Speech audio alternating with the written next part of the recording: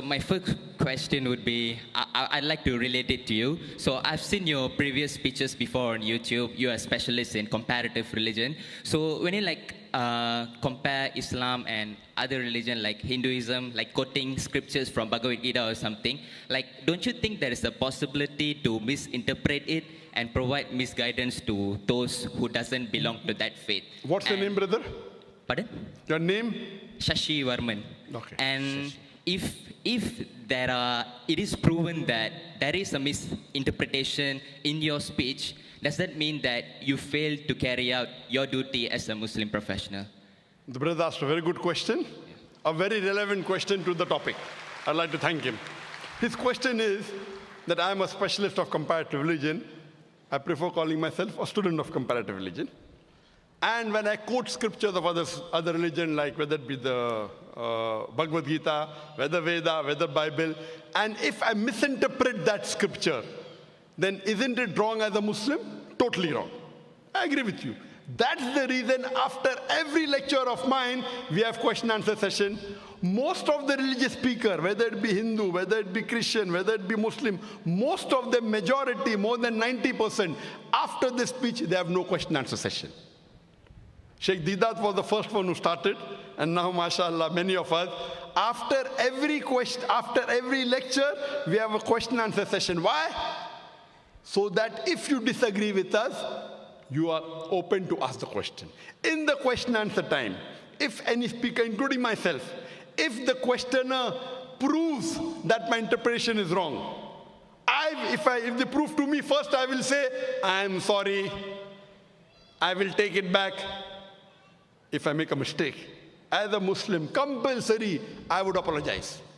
I would first say, I'm sorry, I misunderstood your scripture.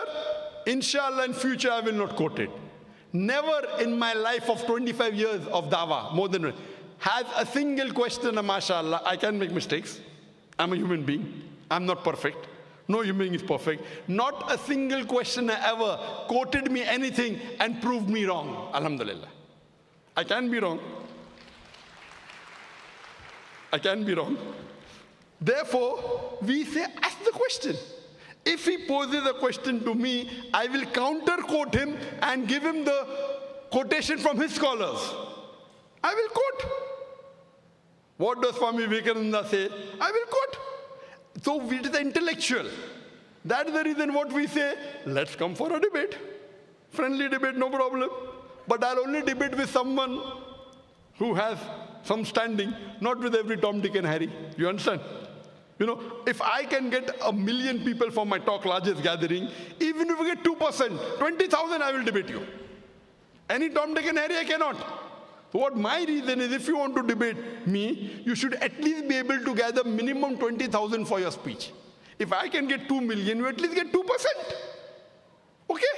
If you can get 20,000 for your lecture, I'm willing to debate with you. If you cannot get, you give it to someone who can get. And there are many Hindu speakers in the world. There are many Christian speakers in the world who get 100,000 and more. In India, many people. You know, Shri Ravi Shankar. He gets audiences of 100,000. I debated with him. And you know the outcome of that. Have you seen that debate? Yeah. What was the outcome? It was... What? It wasn't as I expected. Yeah. Sorry? It wasn't as I expected, yeah. Oh, it wasn't as you expected. Yeah. But did I break any rules of the debate? Pardon? Did I break any rules of the debate? No. Did I not answer all his questions? No. Did he answer my questions? No. No.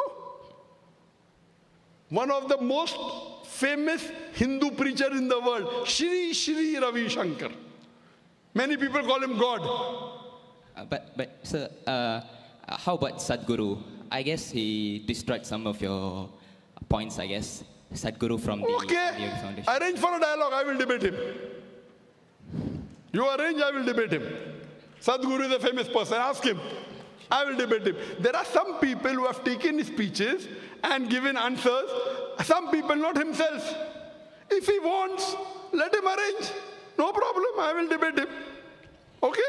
Because I know he's famous. Any famous personality, if he wants to debate, I don't want to debate him. He wants to debate me, open, any topic.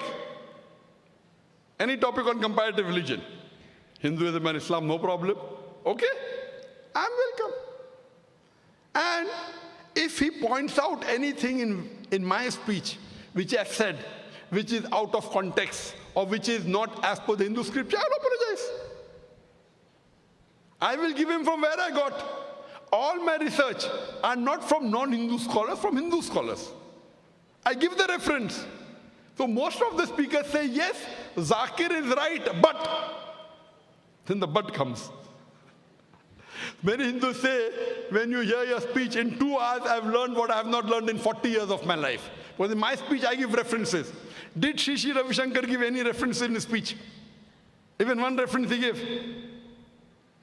Did he give a single reference, brother? No. In my speech, how many references were there?